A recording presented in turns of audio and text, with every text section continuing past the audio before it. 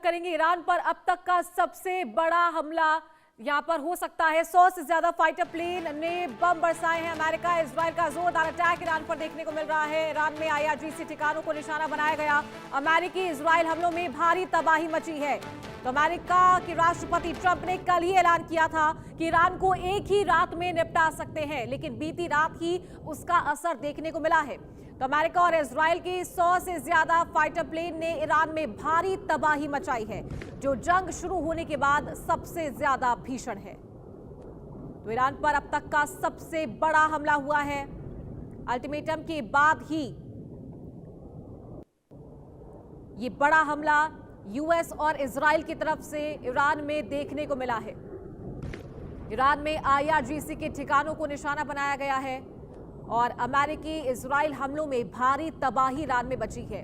और माना जा रहा है कि जंग शुरू होने के बाद ये ईरान पर अब तक का सबसे बड़ा हमला है।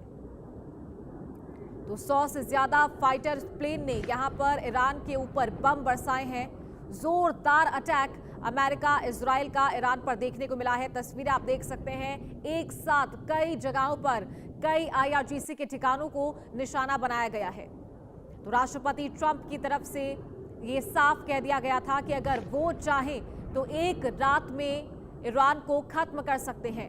और समय के अनुसार कल सुबह जो 48 घंटे की डेडलाइन थी वो खत्म होने वाली है, लेकिन उससे पहले उनके बयान का जो ट्रेलर है वो देखने को मिल रहा है। भीषण तबाही ईरान में मचाई गई है। IRGC के ठिकानों को निशाना बनाया गया है। तो अल्टीमेटम खत्म होने वाला है और अब ये जंग और ज्यादा भीषण होने वाली है। तो ये साफ तौर पर अमेरिका ने कहा है कि या तो ईरान सरेंडर कर दे, सरेंडर करने के अलावा ईरान के पास और कोई दूसरा विकल्प नहीं है। और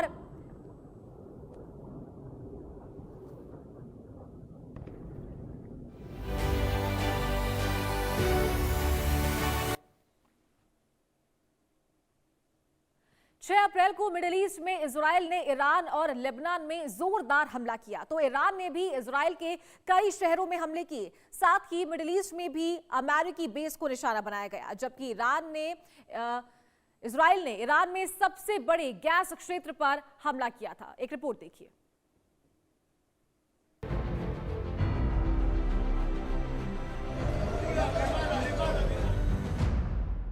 6 अप्रैल को भी मिडिल ईस्ट में भारी युद्ध देखने को मिला। ईरान में स्थित दुनिया के सबसे बड़े गैस क्षेत्र पर इजराइल ने हमला कर दिया। ईरान का कहना है कि वह नुकसान का जायजा ले रहा है। बता दें कि साउथ पार्स दुनिया की सबसे बड़ी गैस क्षेत्र मानी जाती है। ईरान कतर के बीच फैला हुआ है। इजराइल ने हमले की पुष्टि कर दी है और अब ईरान नुकसान का जायजा ले रहा है। इस गैस क्षेत्र में यह इजराइल का दूसरा बड़ा हमला है। 18 मार्च को भी यही हमला किया गया था। हमले के बाद इजरायली रक्षा मंत्री इसराइल काट्ज ने दावा किया कि IDF के हमले से ईरान का सबसे बड़ा पेट्रोकेमिकल संयंत्र बंद हो चुका है।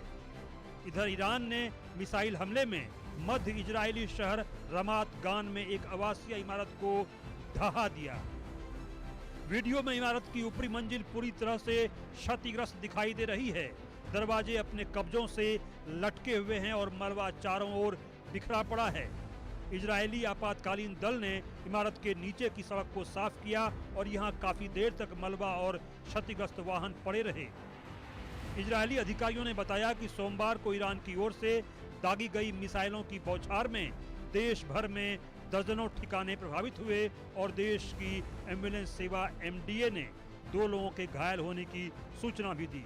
इजराइल में सोमवार को भी ईरान से आने वाले मिसाइल हमले की चेतावनी जारी हुई। लोग सायरन बजने पर शेल्टर की ओर भागते दिखे।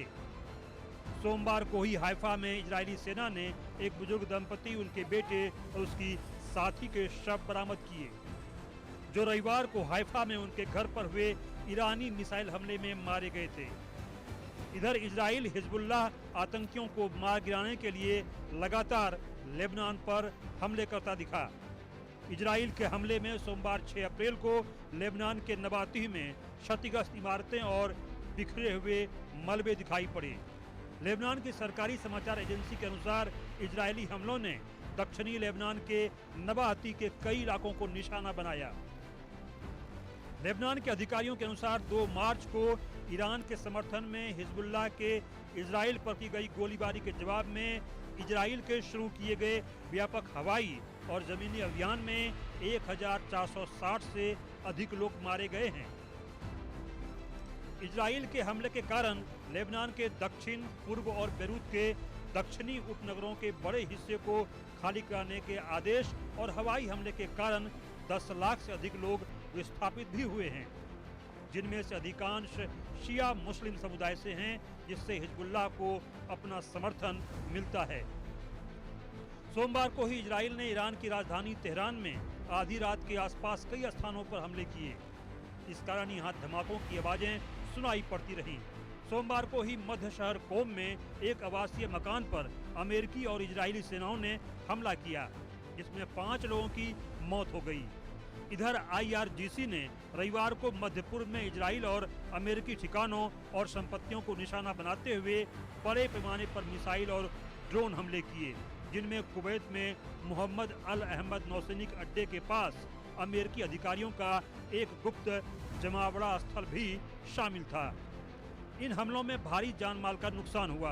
बयान में यह भी कहा गया कि दुबई के जेबेल अली बंदरगाह के पास एक इजरायली जहाज पर ईरानी क्रूज मिसाइल से हमला किया गया। Bureau report, India news.